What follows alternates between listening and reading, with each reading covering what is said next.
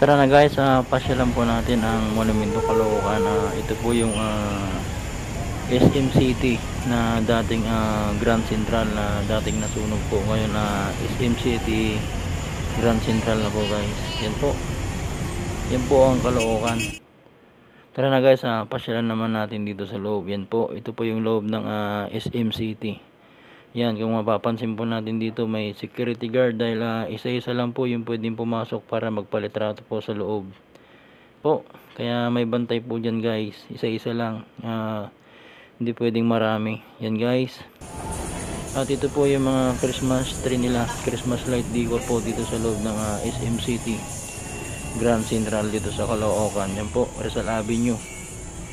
Yan guys sila.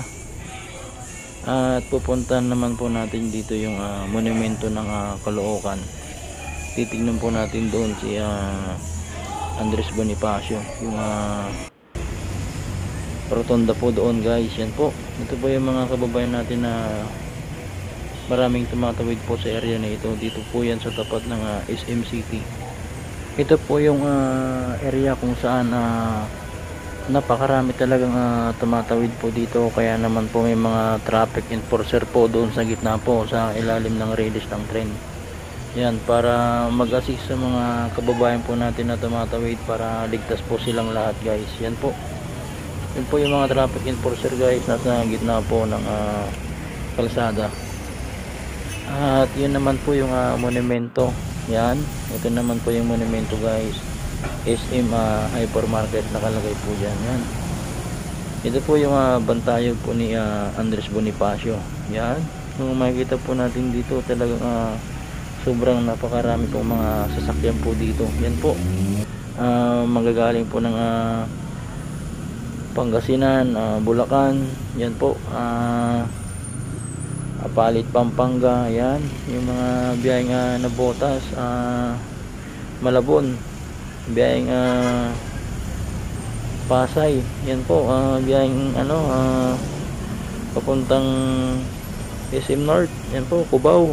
Kaya sobrang ang dami pong mga sasakyan po dito. Sila po lahat yung mga dumadaan po dito guys. Yan po yung mga bus carousel. Dito rin po sila nag-U-turn dito sa monumento ni Andres Bonifacio dito sa Caloocan. Yan po, Rizal Avenue. At mamaya po isusum po natin yung bantayog ni Andres Bonifacio para makita po natin yung hawak-hawak niyang bolo or itak.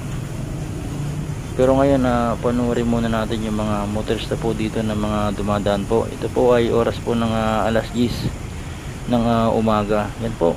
Pero maya maya po to mga bandang 11 na mas dadami pa po yung mga motorista po dito. Ang tinatawag na EDSA nagmumula po dito sa monumento dito sa Caloocan hanggang dun po sa SM Mall of Asia. Ito po yung Epifanio de los Santos Avenue. Ito po mula po dito sa Caloocan monumento hanggang dun po sa SM Mall of Asia. May 29 kilometers siguro ito guys, itong kahabaan ng EDSA, or 30 kilometers itong kahabaan nito ang EDSA.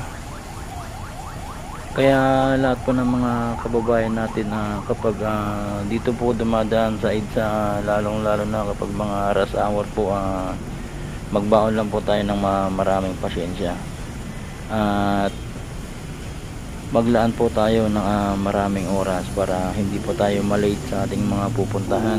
Yan, dahil alam naman natin na ang EDSA ay talagang sobrang traffic po dito kapag mga rush hour. Yan po.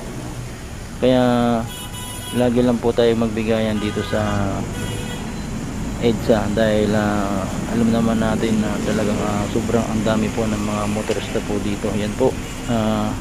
Huwag sanang daanin sa init ng ulo. Dapat unawain na ang isa't isa para sa kaayusan ng traffic po dito sa EDSA or buong Metro Manila at ang buong Pilipinas, yung mga kalsada po dito guys, dahil sobra talagang napakarami na pong mga sasakyan po dito sa Pilipinas. At ito na nga po guys, isozoom na natin para makita po natin si Andres Bonifacio. Yan po, may hawak po siyang itak, at yung iba dito may hawak na mga anak nila. Yan po guys sila, may taga Wagayway po ng flag. Yan po sila guys. Ito po yung monumento po ng Caloocan. Yan, Rizal Avenue. Ito po yung dulo ng EDSA. Yan guys, kung makikita po natin yung mga estatwa po nila dito, kung titignan nyo po si Andres Bonifacio, talagang tumayo ng napakatindig po dito, at sobrang tapang na may hawak siya na bolo or itak. Ganyan siya katibay sa mga labanan po noon. Si Andres Bonifacio de Castro ay isang Pilipinong makabayan at revolusyonaryo na makikita po natin siya sa 10 pisong barya. Yan po, binansagan siyang ama ng katipunan. Yan po siya guys, siya ang nagtatag at lumaon na naging supremo ng kilusang katipunan nang naglayong makamtan ang kasarinlan ng Pilipinas mula sa Espanya. Yan guys, si Andres Bonifacio.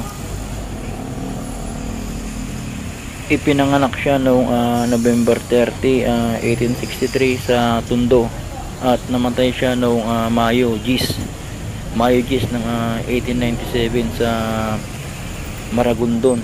Doon po siya namatay guys, si Andres Bonifacio. Namatay siya sa edad na 34, yung pagkakalam ko guys, 34 years old siya namatay. Yan, ganyan po siya katapang sa pakikipaglaban guys. Yan po, pag namamasyal po kayo dito sa Caloocan monumento, yan po guys si Andres Bonifacio. Mabuhay po ang bansang Pilipinas at lahat po ng mga Pilipino. Mabuhay po.